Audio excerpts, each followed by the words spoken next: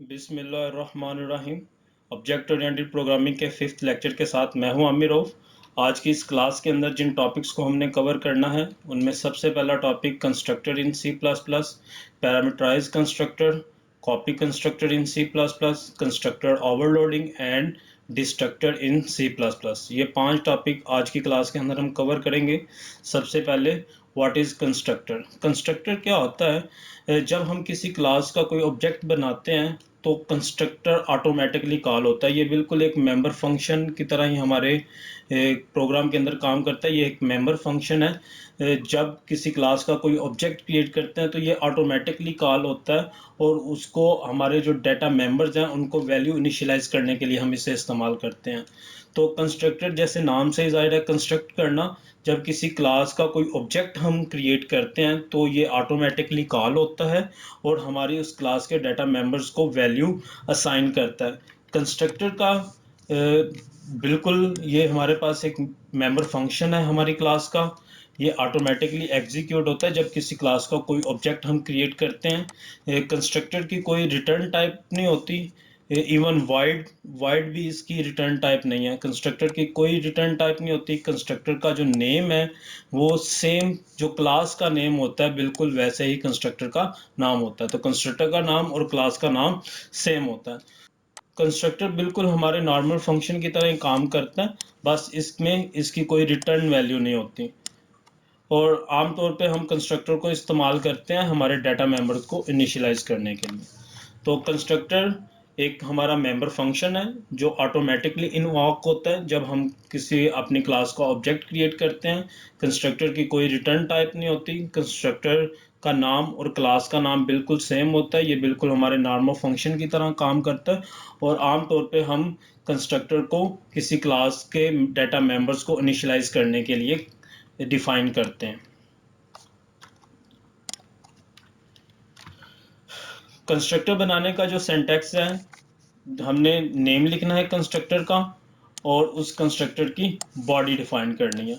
अब कंस्ट्रक्टर की बॉडी जो भी हम उसके अंदर इनिशियलाइजेशन करवा रहे हैं, कोई भी वैल्यू असाइन कर रहे हैं, वो सारी हम इसकी बॉडी के अंदर डिफाइन करेंगे। यहाँ इंपॉर्टेंट है क्लास का नेम। क्लास का नेम बिल्कुल ऐसे ही होगा जैसे जो जो कंस्ट्रक्टर का नेम है वो बिल्कुल जो हमारी क्लास का नेम होगा वो दोनों सेम होंगे। कंस्ट्रक्टर का नेम और क्लास का नेम बिल्कुल सेम होना चाहिए। The name must be same as the name of the class which is the constructor is declared. जिस क्लास के अंदर हमने कंस्ट्रक्टर को डिक्लेयर करना हो उस कंस्ट्रक्टर का नेम और क्लास का नेम सेम होना चाहिए। एग्जाम्पल है, जैसे मेरे पास यहाँ एक क्लास हेलो है। ये हेलो क्लास हमने डिफाइन किया और यहाँ प्राइवेट के अंदर एक मेरे पास डाटा मेंबर है। ये मेरे पास डाटा मेंबर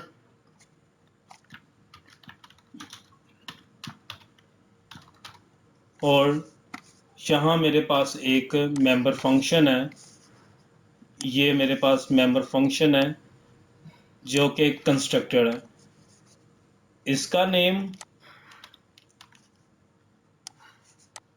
और क्लास का नेम बिल्कुल सेम है।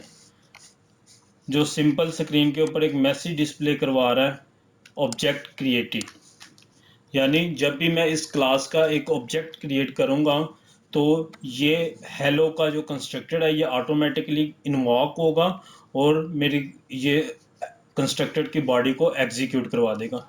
जैसे ये मेन फंक्शन है। मेन फंक्शन के अंदर हमने इस क्लास के 3 ऑब्जेक्ट बनाए हैं, एक्स वाई और जी। इसका मतलब है 3 दफ़ा कंस्ट्रक्टर कॉल होगा और स्क्रीन के ऊपर मैसेज डिस्प्ले करवाएगा ऑब्जेक्ट क्रिएटेड। यानी अगर इस प्रोग्राम की मैं आउटपुट लिखना चाहूँ तो इसकी आउटपुट कुछ इस तरह होगी। जो आउटपुट है इसकी, इस प्रोग्राम की आउटपुट आएगी हमारे पास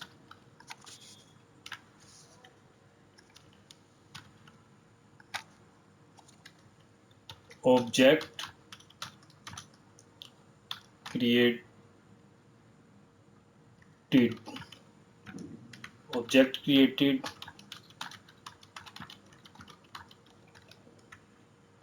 ऑब्जेक्ट क्रिएटेड।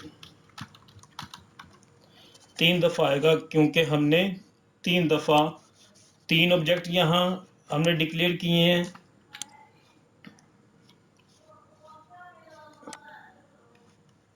यहाँ हमने 3 ऑब्जेक्ट डिक्लेयर किए हैं, इसलिए 3 दफ़ा इसकी आउटपुट आएगी ऑब्जेक्ट क्रिएटेड।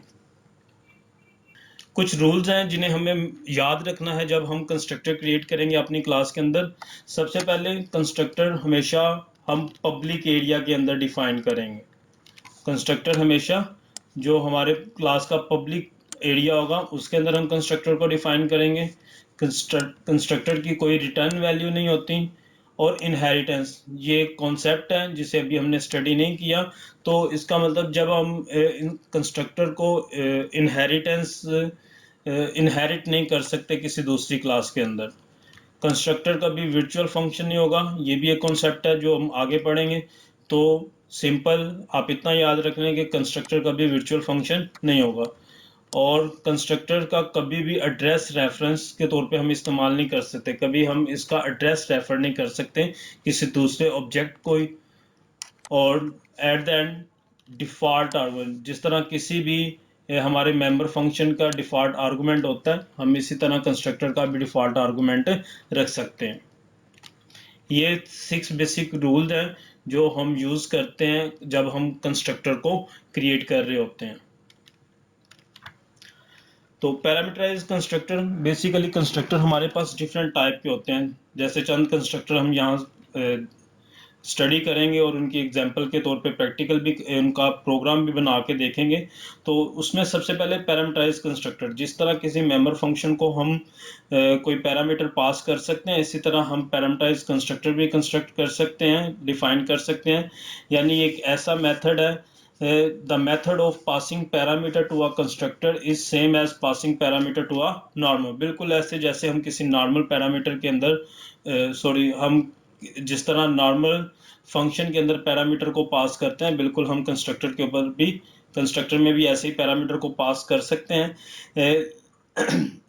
लेकिन हम पैरामीटर तब पास कर सकते हैं जब हमने उस क्लास का ऑब्जेक्ट क्रिएट किया हो। तो parameter are pass to the construct when the object is declared. जब हम उस क्लास का ऑब्जेक्ट बनाएंगे तभी हम उसके अंदर पैरामीटर पास कर सकते हैं। जैसे यहाँ मेरे पास एक सिंपल क्लास है, टेस्ट क्लास का नेम है। इसमें मैंने 2 मेंबर फंक्शन रखे हैं, इंट ए एंड बी। और यहाँ मेरे पास एक कंस्ट्रक्टर है, यहाँ मेरे पास एक कंस्ट्रक्टर है जिसके अंदर 2 पैरामीटर इंट एक्स और इंट वाई, ये 2 पैरामीटर हमने पास किए हुए हैं और इसकी 2 वैल्यू हमने असाइन की हुई है। तो एक ऐसा कंस्ट्रक्टर है जो 2 पैरामीटर पास कर रहा है, 2 value as a parameter accept कर रहा है। तो हम पैरामीटराइज कंस्ट्रक्टर भी कंस्ट्रक्ट कर सकते हैं, पैरामीटराइज कंस्ट्रक्टर भी डिफाइन कर सकते हैं। तो एक एग्जांपल देखते हैं, आज के लेक्चर की पहली एग्जांपल, जिसके अंदर हम एक प्रोग्राम बना के तो एक पैरामीटराइज कंस्ट्रक्टर को कंस्ट्रक्ट करके देखेंगे कि वो किस तरह काम करता है। इस एग्जांपल के अंदर सिंपल एक क्लास डिफाइन की है जिसका नाम मेरे पास टेस्ट है। टेस्ट क्लास के अंदर 2 हमारे पास डाटा मेंबर्स हैं, ए और बी। और पब्लिक एरिया के अंदर हमने 2 मैंने यहाँ फंक्शन डिफाइन किए हुए हैं। ये मेरे पास 2 फंक्शन हैं, मेंबर फंक्शंस, जिसमें एक देखें क्लास का नेम और इस फंक्शन का नेम सेम है। इसका मतलब है ये कंस्ट्रक्टर है। कंस्ट्रक्टर में क्लास का नेम और फंक्शन का नेम बिल्कुल सेम होता है। और 2 पैरामीटर ये एक्सेप्ट कर रहा है, एक इंट एक्स और एक इंट वाई। अब डाटा मेंबर जो भी वैल्यू यहाँ हमारे पास आएंगी वो एक वैल्यू ए को असाइन कर देगा और दूसरी वैल्यू बी को असाइन कर देगा। और एक हमने डिस्प्ले का फंक्शन बनाया हुआ है, जो भी वैल्यू ए और बी के अंदर होंगी उन्हें हम सिंपल स्क्रीन के ऊपर डिस्प्ले करवा देंगे। इसकी मदद से सिंपल हम इसको स्क्रीन के ऊपर डिस्प्ले करवा देंगे। और मेन फंक्शन के अंदर मैंने एक क्लास का ऑब्जेक्ट बनाया है टी। अब इस टी ऑब्जेक्ट के अंदर 2 वैल्यू पास कर रहा हूँ, एक 100 और एक 200, एक 100 और एक 200। तो जैसे इस क्लास का मैं ऑब्जेक्ट क्रिएट करूँगा तो हमारा कंपाइलर जोन सा है वो ऑटोमेटिकली इस कंस्ट्रक्टर को कॉल करेगा। यानी जब ऑब्जेक्ट क्रिएट किया जा रहा है तभी हमने जब ऑब्जेक्ट क्रिएट किया तभी वैल्यू को पास किया, क्योंकि हमने एक पैरामीटराइज कंस्ट्रक्टर कंस्ट्रक्ट किया था। जो जब ऑब्जेक्ट क्रिएट किया जाएगा तो हमने इसकी वैल्यू भी साथ ही पास करनी है। तो 100 और 200 पास किया और ये कंस्ट्रक्टर ऑटोमेटिकली कॉल हुआ और उसने क्या किया, x की वैल्यू a को दे दी और y की वैल्यू b को दे दी। अब मेरे पास a के अंदर फर्स्ट वैल्यू जो है 100 मौजूद है और b के अंदर मेरे पास 200 मौजूद है। और सिंपल यहाँ उस टेक्स्ट के ऊपर यहाँ हमने टी ऑब्जेक्ट के मदद से एक्सेस ऑपरेटर को यूज करते हुए डिस्प के फंक्शन को कॉल किया और यहाँ डिस्प्ले के अंदर सिंपल हमने क्या किया हुआ है, सी आउट करवा दिया कि वैल्यू ऑफ ए, और जो भी वैल्यू ए के अंदर होगी वो यहाँ डिस्प्ले हो जाएगी, वैल्यू ऑफ बी और जो भी वैल्यू बी के अंदर होगी वो यहाँ डिस्प्ले हो जाएगी। तो इस प्रोग्राम की आउटपुट आनी चाहिए हमारे पास। अगर मैं इसकी आउटपुट खुद डिफाइन करें तो ए में हमारे पास आनी चाहिए वैल्यू ऑफ ए के अंदर 100 और वैल्यू ऑफ बी और बी के अंदर 200। क्योंकि जब हमने वैल्यू पास की थी तो हमारे पास फर्स्ट वैल्यू मेरे पास 100 थी और सेकंड वैल्यू मेरे पास 200 थी। तो इसको रन करके देखते हैं, प्रोग्राम को सेव मैंने किया हुआ है, इसको जस्ट कंपाइल करते हैं और मेरे पास वैल्यू आ गई। फर्स्ट वैल्यू ऑफ ए 100 और वैल्यू ऑफ बी 200। तो ये एक पैरामीटराइज कंस्ट्रक्टर था जो कि एक ऑटोमेटिकली कॉल हुआ जब हमने उस क्लास का ऑब्जेक्ट क्रिएट किया। जैसे इस क्लास का टी ऑब्जेक्ट क्रिएट किया तो ऑटोमेटिकली ये ऐसा कंस्ट्रक्टर था जो वैल्यू एक्सेप्ट कर रहा है। तो हमने दो value as a parameter pass कर दी और ये दो वैल्यू हमारे पास इस कंस्ट्रक्टर के पास आ गई, जो कि ऑटोमेटिकली कॉल होगा जब हम उस क्लास का ऑब्जेक्ट क्रिएट करेंगे। और यहाँ हमारे पास x के अंदर 100 आ गया, y के अंदर 200 आ गया। वो x के अंदर वैल्यू हमने a को साइन कर दी और y की वैल्यू हमने b को साइन कर दी। और डिस्प के फंक्शन के अंदर हमने वो a और b की वैल्यू को डिस्प्ले करवाया और मेन फंक्शन के अंदर हमने उस डिस्प के फंक्शन को कॉल करके वैल्यू को स्क्रीन के ऊपर प्रिंट करवा दिया। कॉपी कंस्ट्रक्टर क्या होता है? कॉपी कंस्ट्रक्टर भी हम अपने प्रोग्राम के अंदर ये भी हमारे पास कंस्ट्रक्टर की एक टाइप है कि हम एक ऐसा कंस्ट्रक्टर क्रिएट कर सकते हैं जो एक ऑब्जेक्ट की कॉपी हो। यानी हमने एक ऑब्जेक्ट क्रिएट किया, उसके जो टाइप थी उसके अंदर जो वैल्यू असाइन की हैं वैसी ही वैल्यू हम किसी दूसरे ऑब्जेक्ट को असाइन करना चाहें तो हम कॉपी कंस्ट्रक्टर को यूज़ कर सकते हैं। अगर हम इसे क्रिएट ना करें तो हमारे प्रोग्राम के अंदर अगर हम इसे क्रिएट ना करें तो हमारे कंपाइलर के पास डिफ़ॉल्ट कॉपी कंस्ट्रक्टर भी मौजूद होता है। तो सिंपल आप इतना याद रखें, कॉपी कंस्ट्रक्टर किस लिए इस्तेमाल होता है। अगर हमने किसी एक ऑब्जेक्ट की टाइप और उसकी वैल्यू वो किसी दूसरे ऑब्जेक्ट को सेम टू सेम असाइन करनी हो, उसकी डुप्लीकेट कॉपी बनानी हो, सेम टू सेम उसको वैल्यू इनिशियलाइज करवानी हो, तो हम कॉपी कंस्ट्रक्टर को अपने प्रोग्राम के अंदर डिफाइन कर सकते हैं। इसको डिफाइन करने का तरीकाकार यह है कि आप क्लास का नेम लिखें और यहाँ हमारे पास कांस्टेंट है ये, क्योंकि हमने वैल्यू को चेंज नहीं करना बल्कि सेम टू सेम वैल्यू दूसरे ऑब्जेक्ट को असाइन करनी है। तो कांस्टेंट यहाँ यूज़ किया जाएगा, फिर उस क्लास का नेम, फिर क्लास का नेम, और ये हमारे पास एड्रेस ऑपरेटर है। ये हमारे पास एड्रेस ऑपरेटर है जो कि रेफरेंस कर रहा है ऑब्जेक्ट को, जो कि रेफरेंस कर रहा है हमारे ऑब्जेक्ट को, जो भी ऑब्जेक्ट हमने डिफाइन करना है। तो ये बिल्कुल क्या करेगा, उस ऑब्जेक्ट की एक कॉपी दूसरे ऑब्जेक्ट को असाइन कर देगा। जैसे एग्जांपल के तौर पे हमने ये एक डिफ़ॉल्ट कॉपी कंस्ट्रक्टर, अगर हम इस कंस्ट्रक्टर को अपने प्रोग्राम के अंदर डिफाइन नहीं करते तो हमारे पास डिफ़ॉल्ट कॉपी कंस्ट्रक्टर होता है। फ़र्ज़ करें एक क्लास है हमारे पास टेस्ट और हमने टेस्ट क्लास का एक ऑब्जेक्ट बनाया, तो ये तरीकाकार है, हम पैरेंथेसिस के अंदर उस ऑब्जेक्ट का जिसके साथ जिसकी हमने कॉपी करनी है वो मेंशन कर देते हैं। तो ऑटोमेटिकली जो टी की जो भी वैल्यूज़ होंगी, जो भी उसके अंदर डाटा मेंबर्स होंगे, उनकी वैल्यू ऑटोमेटिकली असाइन कर दी जाएगी T1 को। दूसरा, इस तरीके से भी हम इसको यूज़ कर सकते हैं कि मेरे पास एक ऑब्जेक्ट है T2 और T1 की वैल्यू यहाँ हमारे पास असाइनमेंट ऑपरेटर की मदद से भी हम इसको, ये हमारे पास असाइनमेंट ऑपरेटर है, असाइनमेंट ऑपरेटर से भी हम अपने ऑब्जेक्ट की वैल्यूज़ को दूसरे ऑब्जेक्ट को असाइन कर सकते हैं। ये डिफ़ॉल्ट कॉपी कंस्ट्रक्टर है हमारे पास।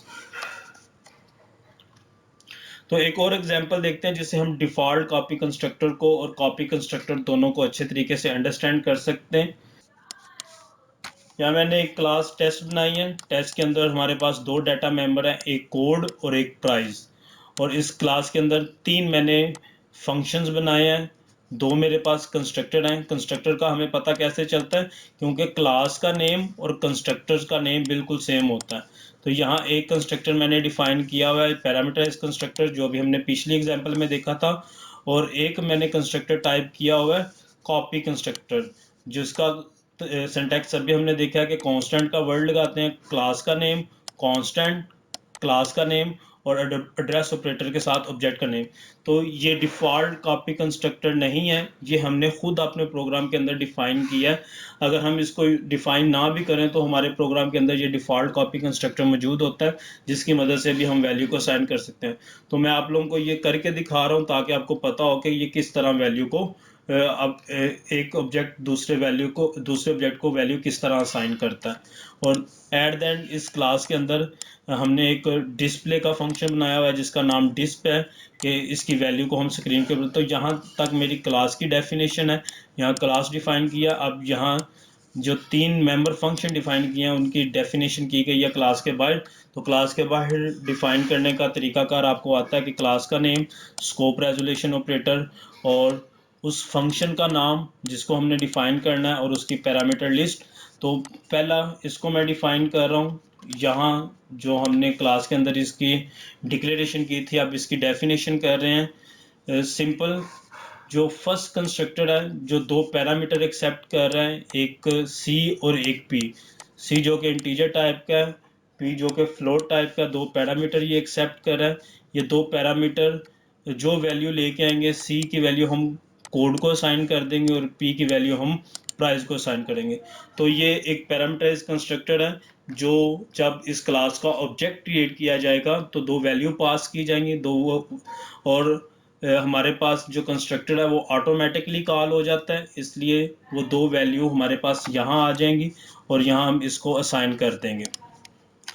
दूसरा हमारे पास कंस्ट्रक्टर है वो है कॉपी कंस्ट्रक्टर, जो क्या कर रहा है, उसका हमने एक टी ऑब्जेक्ट बनाया हुआ है और जो वैल्यू हमारे पास यहाँ हम कॉपी करना चाहते हैं वो वैल्यू यहाँ से हम सिलेक्ट करेंगे इस रेफरेंस ऑब्जेक्ट की मदद से।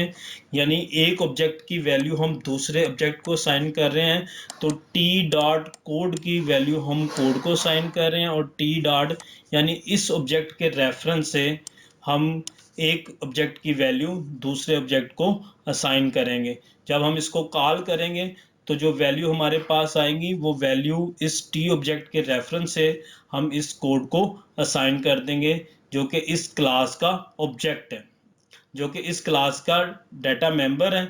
और जो वैल्यू हमारे पास आएंगी वो हम इनको असाइन कर देंगे। और एक हमारे पास यहाँ डिस्प्ले का फंक्शन है जो कोड और प्राइस की वैल्यू को डिस्प्ले कराए। तो मेन फंक्शन के अंदर हम इसको अंडरस्टैंड कर सकेंगे कि एक मैंने क्लास बनाई है, एक हमने क्लास का ऑब्जेक्ट बनाया T1 जिसके अंदर दो वैल्यू असाइन किए हैं, यानी जो कि पैरामीटर हैं। तो ये T1 हमारे पास यहाँ आ जाएगा, इस कंस्ट्रक्टर को कॉल करेगा, ये हमारे इस कंस्ट्रक्टर को कॉल करेगा जिसकी डेफिनेशन हमने ये की हुई है। यानी जो फर्स्ट वैल्यू है वो यहाँ आगे कोड को आ जाएगी और सेकंड वैल्यू जो सी है पी वाली वैल्यू वो यहाँ प्राइस के अंदर आ जाएगी। तो कोड और प्राइस की वैल्यू यहाँ हमारे पास, तो कोड के अंदर हमारे पास आ गया, कोड के अंदर हमारे पास आ गया 101 और प्राइस के अंदर हमारे पास आ गया 50.6। ये दो वैल्यू आ गई हमारे पास जो कि हमने पास की हैं हमारे पैरामीटराइज कंस्ट्रक्टर को।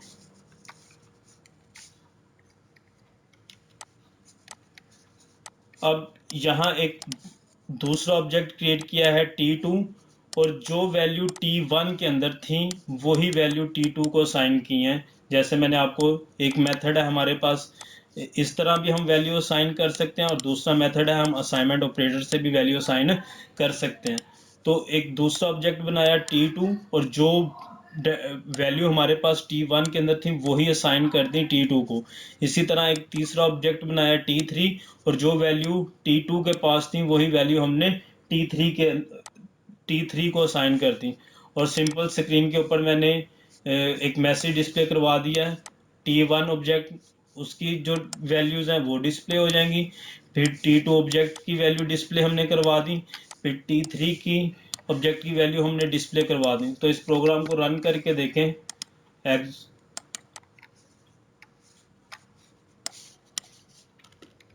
तो हमारे पास T10 ऑब्जेक्ट की वैल्यू भी 101 है, और कोड की वैल्यू 101 है, और प्राइस की वैल्यू 50.6 है। इसी तरह T2 ऑब्जेक्ट में भी कोड की वैल्यू 101 है और प्राइस की वैल्यू 50.6 है। इसी तरह T3 के अंदर भी हमारे पास कोड की वैल्यू 101 है और प्राइस की वैल्यू 50 है। तो एक ही हमने ऑब्जेक्ट को वैल्यू पास की थी, और बाकी हमने कॉपी कंस्ट्रक्टर की मदद से वही वैल्यू T2 को भी असाइन कर दी, और वही वैल्यू हमने T3 को भी असाइन कर दी। तो कॉपी कंस्ट्रक्टर हमारे पास क्या काम करता है हमारा, अगर हम इसको डिफाइन ना भी करें, अगर मैं इसको डिफाइन नहीं भी करता,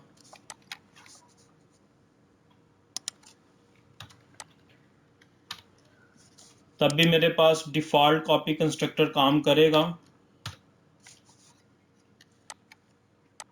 अब इस प्रोग्राम को सेव करके कंपाइल करके देखते हैं।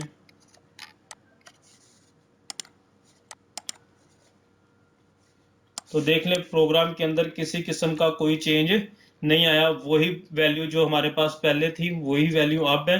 तो सिंपल मैंने आपको बता दिया कि जो डिफ़ॉल्ट कॉपी कंस्ट्रक्टर है वो काम कैसे करता है। हम इसकी खुद भी डेफिनेशन करते हैं, अगर डेफिनेशन ना भी करें तो ये ऑलरेडी हमारे प्रोग्रामिंग कंपाइलर के पास इसकी डेफिनेशन मौजूद है, जिसे हम डिफ़ॉल्ट कॉपी कंस्ट्रक्टर बोलते हैं। कंस्ट्रक्टर ओवरलोडिंग क्या होती है? ओवरलोडिंग क्या होती है? जब हम सेम नाम के हम मल्टीपल कंस्ट्रक्टर डिफाइन कर सके, यानी declaring a multiple constructor with same name but different parameters.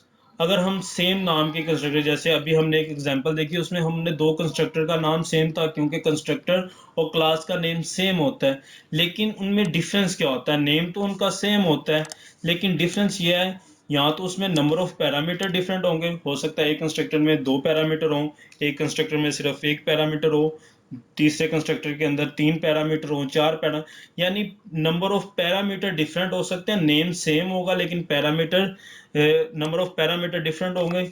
और दूसरा, अगर नंबर ऑफ पैरामीटर सेम भी हो सकते हैं लेकिन उनकी टाइप डिफरेंट होगी। यानी अगर मैं एग्जांपल दूं, तो यहाँ मेरे पास अगर टेस्ट एक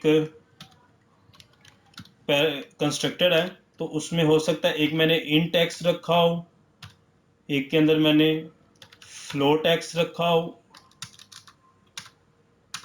एक के अंदर हमने फ्लोट वाई रखा हो। अब इसमें दो पैरामीटर हैं, इंट एक्स और इंट वाई, लेकिन पैरामीटर टाइप के अंदर क्या है? अगर मैंने टेस्ट इंट एक्स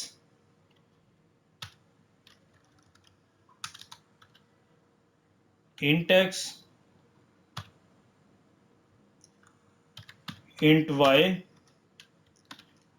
अब ये मेरे पास दो अलग-अलग कंस्ट्रक्टर का नाम तो सेम है, लेकिन इनकी टाइप ऑफ पैरामीटर डिफरेंट है। नंबर ऑफ पैरामीटर दोनों के सेम है, यानी दो पैरामीटर है दोनों के अंदर, लेकिन पहले के अंदर हमारे पास एक इंट एक्स है और फ्लोट वाई है, दूसरे के अंदर दोनों हमारे पास इंटीजर टाइप के पैरामीटर, लेकिन टाइप देख लें दोनों की डिफरेंट है। तो ये हमारे पास एक डिफरेंट, इसे भी हम ओवरलोड कर सकते हैं, यानी इस टाइप का भी पैरामीटर हम अपने प्रोग्राम के अंदर बना सकते हैं। तीसरी चीज सीक्वेंस ऑफ पैरामीटर, यानी अगर मैं टेस्ट टाइप का एक और कंस्ट्रक्टर बना दूं, यानी टेस्ट नाम का, तो मेरे पास x float x float y, तो इस ये भी अलाउ है, ये भी हम कर सकते हैं, क्योंकि यहाँ हमारे पास देखें इंटीजर टाइप,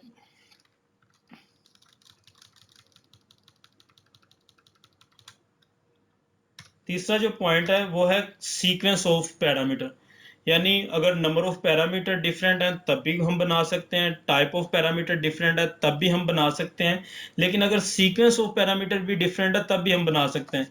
जैसे फर्स्ट हमने बनाया है कंस्ट्रक्टर, तो उसमें पहला इंटीजर है, दूसरा फ्लोट है।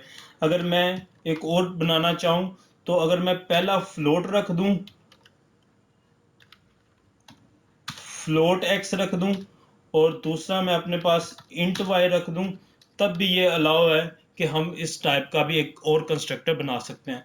तो कंस्ट्रक्टर ओवरलोडिंग बेसिकली क्या होता है कि हम मल्टीपल कंस्ट्रक्टर को कंस्ट्रक्ट कर सकते हैं, लेकिन उनके अंदर पैरामीटर डिफरेंट होने चाहिए। तीन तरीके हैं जिससे पैरामीटर डिफरेंट हो सकते हैं, या तो नंबर ऑफ पैरामीटर मुख्तलिफ हो उनके, या टाइप ऑफ पैरामीटर मुख्तलिफ हो, या उनका सीक्वेंस ऑफ पैरामीटर। यहाँ एक और एग्जांपल देखते हैं जिससे हम इस कॉन्सेप्ट को अंडरस्टैंड कर सकेंगे कि किस तरह हम कंस्ट्रक्टर ओवरलोडिंग कर सकते हैं। यहाँ मैंने एक एग्जांपल बनाई हुई है। यहाँ मेरे पास एक क्लास है टेस्ट, जिसके अंदर दो डाटा मेंबर्स हैं ए और बी, और इसके अंदर देखें तीन मैंने कंस्ट्रक्टर बनाए हैं। एक टेस्ट जो कि विदाउट पैरामीटर है, कोई पैरामीटर नहीं है उसमें, एक कंस्ट्रक्टर बनाया हुआ है जो सिर्फ एक पैरामीटर को एक्सेप्ट कर रहा है, और एक कंस्ट्रक्टर हमने बनाया हुआ है जो दो पैरामीटर एक्सेप्ट किया है। तो तीन कंस्ट्रक्टर हमने डिफाइन किए हैं, लेकिन उनके अंदर पैरामीटर की जो तादाद है वो डिफरेंट है। तो एक डिस्प्ले का फंक्शन बनाया हुआ है जो वैल्यू को डिस्प्ले करने के लिए हमने इस्तेमाल करेंगे। तो फर्स्ट कंस्ट्रक्टर की डेफिनेशन के अंदर हमने सिंपल वैल्यू असाइन किया है, ए को भी 0 और बी को भी 0। सेकंड कंस्ट्रक्टर के अंदर हमने क्या किया, एक वैल्यू जो कि जब हम इस कंस्ट्रक्टर को कॉल करेंगे तो जो वैल्यू हमारे पास आएगी वही वैल्यू मैंने ए को भी असाइन की हुई है और बी को भी असाइन की हुई है। एक तीसरे कंस्ट्रक्टर की जो डेफिनेशन की है, हमारे पास दो वैल्यू आई है, पहली वैल्यू एक्स की वो हमने ए को असाइन की है, दूसरी वैल्यू वाई की वो मैंने बी को असाइन की हुई है। तो डिस्प्ले का फंक्शन ए और बी की वैल्यू को डिस्प्ले करवा रहा है। मेन फंक्शन के अंदर मैंने क्लास का एक ऑब्जेक्ट बनाया ए, एक ऑब्जेक्ट बनाया बी, और साथ उसकी जब, क्योंकि आपको पता है कि कंस्ट्रक्टर ऑटोमेटिकली कॉल होता है, जब हमने टेस्ट ए को क्रिएट किया तो ये इसका कोई पैरामीटर नहीं था, तो ऑटोमेटिकली ये वाला कंस्ट्रक्टर कॉल होगा हमारे पास विदाउट पैरामीटर वाला, क्योंकि जो हमने ऑब्जेक्ट क्रिएट किया है उसके अंदर हमने कोई पैरामीटर नहीं दिया, तो ये ए की वैल्यू जो है वो 0 0 असाइन कर देगा। दूसरा हमने एक बी कंस्ट्रक्टर बनाया जिसके अंदर हमने एक पैरामीटर दिया है, तो हमारे पास इन तीन में से कौन सा कंस्ट्रक्टर ऑटोमेटिकली कैलकुलेट होगा, जिसका एक पैरामीटर है। तो एक हमने वहाँ 100 वैल्यू दी थी, तो अब हमारे पास वो वैल्यू 100 वैल्यू दोनों को असाइन कर देगा, यानी ए और बी की वैल्यू भी 100 हो जाएगी। इसी तरह जब तीसरा ऑब्जेक्ट हमने क्रिएट किया सी, और यहाँ हमने दो पैरामीटर दिए, तो यहाँ हमारे पास दो पैरामीटर वाला कंस्ट्रक्टर कॉल होगा, जिसमें फर्स्ट वाले को वैल्यू हमने 100 दी है और सेकंड वाले को वैल्यू हमने 200 दी है।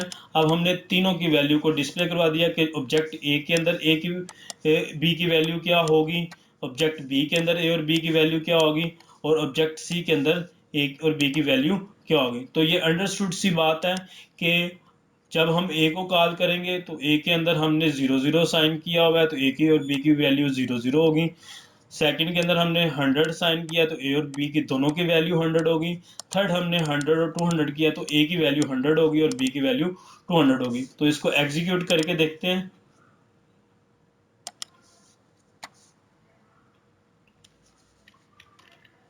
तो ये देखें, पहले ऑब्जेक्ट ए के अंदर वैल्यू ऑफ ए 0 और value of b 0, object b के अंदर वैल्यू ऑफ ए 100 और वैल्यू ऑफ बी 100, दोनों की वैल्यू हमारे पास 100 है। ऑब्जेक्ट सी में वैल्यू ऑफ ए 100 और वैल्यू ऑफ बी 200। तो ये हमारे पास था कंस्ट्रक्टर ओवरलोडिंग, जिसमें हम एक ही नाम के डिफरेंट कंस्ट्रक्टर बनाए हुए हैं, लेकिन उनके अंदर पैरामीटर हमारे पास डिफरेंट है, जिससे अब यूज़र जिस तरह का ऑब्जेक्ट क्रिएट करेगा, अगर वो ऑब्जेक्ट क्रिएट करेगा विदाउट पैरामीटर, तब भी हमारा कंस्ट्रक्टर कॉल होगा। अगर वो विद सिंगल पैरामीटर कॉल करेगा, तब भी विद सिंगल पैरामीटर ऑब्जेक्ट को क्रिएट करेगा, तब हमारा सिंगल पैरामीटर वाला ऑब्जेक्ट फिर हमारा सिंगल पैरामीटर वाला कंस्ट्रक्टर कॉल हो जाएगा। अगर वो दो पैरामीटर के साथ ऑब्जेक्ट को क्रिएट करता है, तो हमारा दो पैरामीटर वाला ऑब्जेक्ट फिर हमारा दो पैरामीटर वाला कंस्ट्रक्टर कॉल होगा और हमारी आउटपुट को डिस्प्ले करवाएगा। नेक्स्ट जो लास्ट टॉपिक है हमारा, वो है डिस्ट्रक्टर। जिस तरह कंस्ट्रक्टर हमारा वैल्यू को कंस्ट्रक्ट इनिशियलाइज करने के लिए इस्तेमाल होता है, हमारी मेमोरी के अंदर वैल्यूज असाइन करने के लिए इस्तेमाल होता है, इसी तरह डिस्ट्रक्टर क्या होता है, हमारी मेमोरीज में से जब हमारे किसी कंस्ट्रक्टर ऑब्जेक्ट को क्रिएट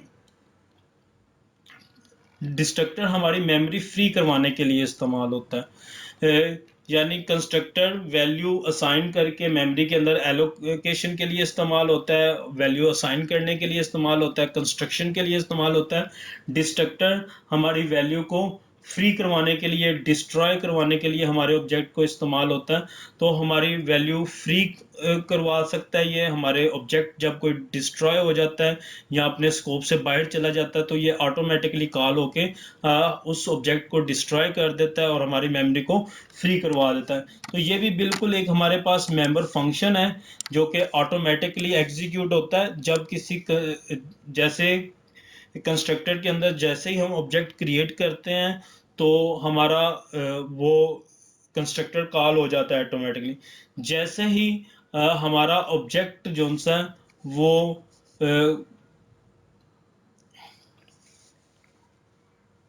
जैसे ही हमारी क्लास का ऑब्जेक्ट डिस्ट्रॉय होता है, तो ये ऑटोमेटिकली कॉल होके हमारी मेमोरी को फ्री करवा लेता है। तो बिल्कुल जिस तरह कंस्ट्रक्टर के कुछ रूल थे, हमारे पास डिस्ट्रक्टर के भी कुछ रूल हैं कि डिस्ट्रक्टर की भी कोई रिटर्न वैल्यू नहीं होती, इसका नाम भी बिल्कुल क्लास के नेम जैसा होता है। और कंस्ट्रक्टर कोई वैल्यू ना तो रिटर्न करता है और ना ही कोई वैल्यू एक्सेप्ट करता है। कंस्ट्रक्टर तो कुछ वैल्यू एक्सेप्ट कर लेता था एज ए पैरामीटर, लेकिन डिस्ट्रक्टर हमारा कोई पैरामीटर एक्सेप्ट नहीं करता। तो हम जब बनाते हैं कंस्ट्रक्टर, जब हम डिस्ट्रक्टर डिफाइन करते हैं, तो उसको नेम से पहले हम टिल्ड ऑपरेटर को यूज़ करते हैं, इसे हम टिल्ड ऑपरेटर बोलते हैं। इसका जो लिखने का सिंटैक्स है वो कुछ यूं है कि सिंपल हमने कंस्ट्रक्टर का सिंपल हमने डिस्ट्रक्टर का नेम लिखना है और वही होगा जो हमारी क्लास का नेम है। ये हमारे पास टिल्ड ऑपरेटर है, इसे हम टिल्ड ऑपरेटर बोलते हैं।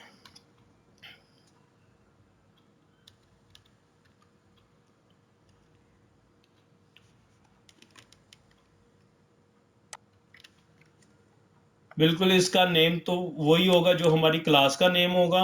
नेम से पहले हमारे पास ये टिल्ड ऑपरेटर है जो हम यूज़ करते हैं डिस्ट्रक्टर को डिफाइन करने के लिए, इसे हम बोलते हैं टिल्ड ऑपरेटर। तो इसको यूज़ करते हुए और डिस्ट्रक्टर हमारी मेमोरी को, जैसे ही हमारा कोई ऑब्जेक्ट डिस्ट्रॉय होगा, तो ये ऑटोमेटिकली कॉल होगा और हमारी मेमोरी में से उसकी वैल्यू जो मेमोरी है उसको फ्री करवा देगा उस ऑब्जेक्ट से, और हमारी मेमोरी को फ्री करवा देगा। तो एक जो कि हमारी इस क्लास की लास्ट एग्जांपल है, इसके साथ हम डिस्ट्रक्टर की वर्किंग को अंडरस्टैंड करते हैं कि किस तरह डिस्ट्रक्टर हमारा काम करता है, किस तरह वो हमारे जब ऑब्जेक्ट डिस्ट्रॉय होता है तो कैसे हमारी मेमोरी को फ्री करवाता है। तो ये एग्जांपल नंबर 4 है हमारे पास। यहाँ भी सिंपल एक टेस्ट क्लास बनाई है और एक मैंने यहाँ वेरिएबल डिक्लेयर किया हुआ है काउंट 0। जैसे ही कोई ऑब्जेक्ट काउंट होगा, जैसे ही कोई ऑब्जेक्ट क्रिएट होगा तो मैं काउंट कर लूँगा कि ऑब्जेक्ट क्रिएट हो गए, और जैसे ही वो डिस्ट्रॉय होगा तो हम काउंट कर लेंगे कि वो डिस्ट्रॉय हो गया।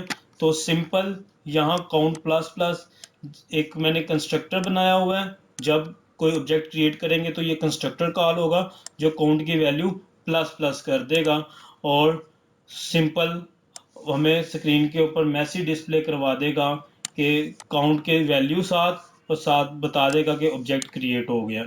जैसे ही कोई ऑब्जेक्ट डिस्ट्रॉय होगा तो हमें काउंट की वैल्यू को मिल जाएगी और 7 पता चल जाएगा कि ये ऑब्जेक्ट जो सा वो डिस्ट्रॉय हो गया, और उसकी वैल्यू को हम माइनस माइनस कर देंगे। तो मेन फंक्शन के अंदर सिंपल मैंने एक आपकी आउटपुट आसानी के लिए यहाँ मेन ब्लॉक लिख दिया है, क्योंकि हम मेन के ब्लॉक के अंदर हैं। और यहाँ सिंपल एक ऑब्जेक्ट क्रिएट किया। जब ये ऑब्जेक्ट टी क्रिएट करेंगे तो हमारे पास ये कंस्ट्रक्टर कॉल होगा और काउंट की वैल्यू 0 से 1 कर देगा, और 1 यहाँ प्रिंट होगा, और यहाँ एक मैसेज आ जाएगा 1 ऑब्जेक्ट क्रिएटेड। और यहाँ मैंने एक ब्लॉक बनाया ताकि आपको पता है कि जो वेरिएबल का या ऑब्जेक्ट का स्कोप होता है वो ब्लॉक के अंदर होता है, तो हम डिस्ट्रक्टर की वर्किंग को समझने के लिए ये ब्लॉक डिफाइन किया है। यहाँ मैंने उसका ब्लॉक का नाम दे दिया ब्लॉक 1, और यहाँ मैंने दो ऑब्जेक्ट बनाए हैं। अब दो ऑब्जेक्ट जब कॉल होंगे तो अगेन ये मेरे पास इस कंस्ट्रक्टर को कॉल करेंगे, और स्क्रीन के ऊपर मैसेज आ जाएगा ऑब्जेक्ट क्रिएटेड 2 दफ़ा आ जाएगा, क्योंकि हमने 2 ऑब्जेक्ट क्रिएट किए हैं। और फिर हमारे पास डिस्प्ले हो जाएगा एग्जिट फ्रॉम ब्लॉक 1। तो हम इस ब्लॉक से बाहर आ जाएंगे। तो हमारे पास जब बाहर आएंगे तो 2 दफ़ा हमारे पास डिस्ट्रक्टर कॉल होगा। उसकी रीज़न क्या है कि यहाँ 2 ऑब्जेक्ट थे, जैसे ही हमारा प्रोग्राम इस ब्लॉक से बाहर गया तो वो 2 ऑब्जेक्ट के स्कोप से बाहर चला गया, जिसकी वजह से क्या होगा, 2 ऑब्जेक्ट यहाँ हमारे पास डिस्ट्रॉय होंगे। तो 2 दफ़ा हमें मैसेज मिलेगा ऑब्जेक्ट डिस्ट्रॉयड, 1 ऑब्जेक्ट डिस्ट्रॉयड, फिर 1 ऑब्जेक्ट डिस्ट्रॉयड, और एट द एंड हमें मैसेज आ जाएगा एग्जिट फ्रॉम मेन फंक्शन। जब हम मेन फंक्शन से एग्जिट करेंगे तो जो मेन फंक्शन के अंदर ऑब्जेक्ट हमने क्रिएट किया था ये वाला, अब ये डिस्ट्रॉय होगा तो फिर हमें एक दफ़ा मैसेज मिलेगा 1 ऑब्जेक्ट इज डिस्ट्रॉय। तो इससे आउटपुट के साथ इसको अंडरस्टैंड करते हैं। ये देखें, जब हमारे पास मेन फंक्शन चला तो स्क्रीन के ऊपर मैसेज आ गया मेन ब्लॉक। अब यहाँ एक हमारे पास ऑब्जेक्ट क्रिएट किया तो मैसेज आ गया 1 ऑब्जेक्ट क्रिएटेड। तो प्रोग्राम जब इस ब्लॉक के अंदर एंटर हुआ तो यहाँ हमने डिस्प्ले करवाया था ब्लॉक 1, तो हम इस वक्त ब्लॉक 1 के अंदर हैं। यहाँ हमने 2 ऑब्जेक्ट क्रिएट किए तो हमारे 2 दफ़ा मैसेज आ गया 1 ऑब्जेक्ट क्रिएटेड, 1 ऑब्जेक्ट क्रिएटेड, यानी 2 ऑब्जेक्ट हमारे पास क्रिएट हुए हैं। उसके बाद एग्जिट फ्रॉम, हम मेन ब्लॉक से बाहर आ गए, और अब मेन ब्लॉक से बाहर आए तो 2 ऑब्जेक्ट ही हमारे डिस्ट्रॉय हुए हैं। तो हमें मैसेज आ गया 1 ऑब्जेक्ट डिस्ट्रॉय, 1 ऑब्जेक्ट डिस्ट्रॉय 2 दफ़ा आ गया। इसी तरह जब हम उस पूरे ब्लॉक से बाहर आ गए तो हमें मैसेज आ गया एग्जिट फ्रॉम मेन फंक्शन।